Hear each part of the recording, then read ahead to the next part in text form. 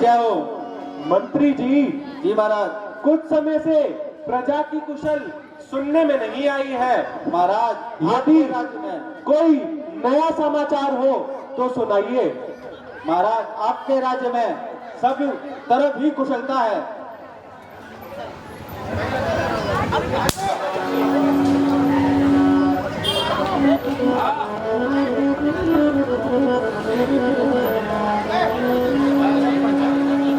हे ईश्वर, आप धन्य हैं जो हमारे राज्य में हर प्रकार से खुशहाली और समृद्धि बना रखी है।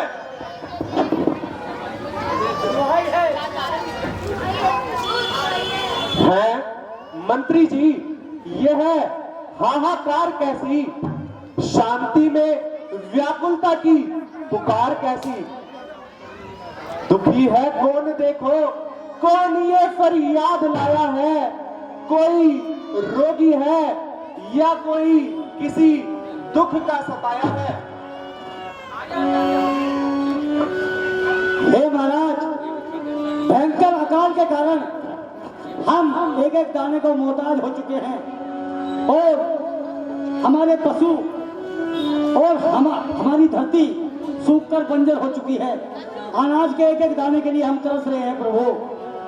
प्रजा, दीन प्रजा, मुझसे तुम्हारी ये स्थिति देखी नहीं जाती और तुम्हारी यह स्थिति देखकर मुझे खून के अश्रु आते हैं।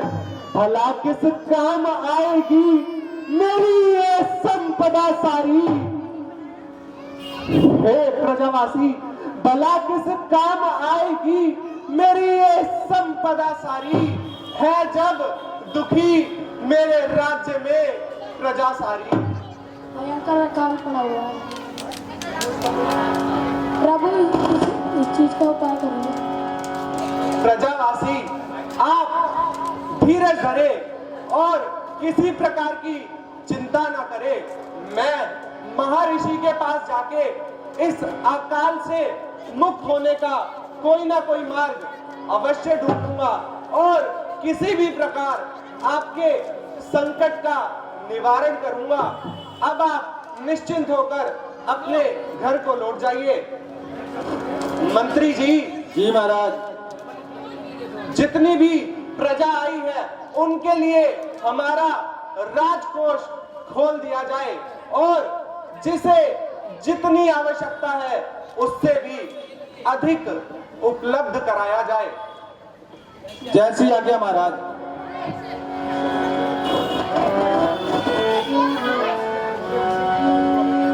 मंत्री जी।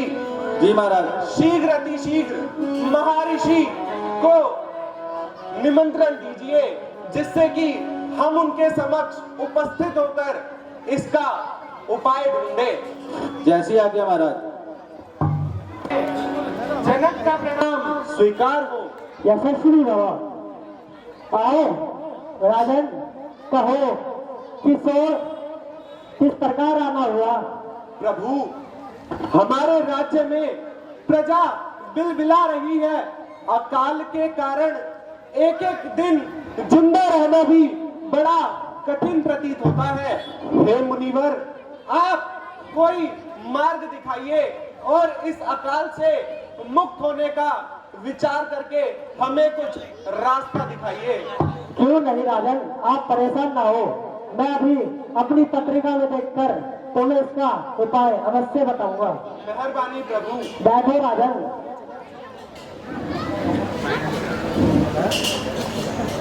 हे राजन, इस वर्ष वर्षों के ग्रह प्रतिकूल पर पड़े हुए हैं। अकाल पड़ने की पूर्ण संभावना है और इससे बचने का केवल यही उपाय है कि आप स्वर्ण का हल बनवाए और अपनी सहित जाकर स्वयं अपने हाथों से चलाए। लगन कहता है कि इस विधि से यह संकट अवश्य दूर होगा और वरिष्ठ होकर अन्न भरपूर होगा। जी महाराज, बहुत अच्छा, आप धन्य हैं। यह तो कुछ भी नहीं, प्रजा के हित के लिए मैं कठिन से कठिन कार्य करने के लिए सक्षम हूँ। आज्ञा दीजिए महाराज। जीवित रहो पुत्र। मंत्री जी, आप शीघ्र अतिशीघ्र जैसा महाराज जी ने कहा एक कुशल सुनार के पास जाइए और स्वर्ण हल बनाने का आदेश दीजिए। जैसी आज्ञा महाराज। मंत्री जी, जी महाराज। महाराज, आपने जैसा आदेश दिया था, आपके कहे पर स्वर्ण हल तैयार हो चुका है। बहुत अच्छे मंत्री जी।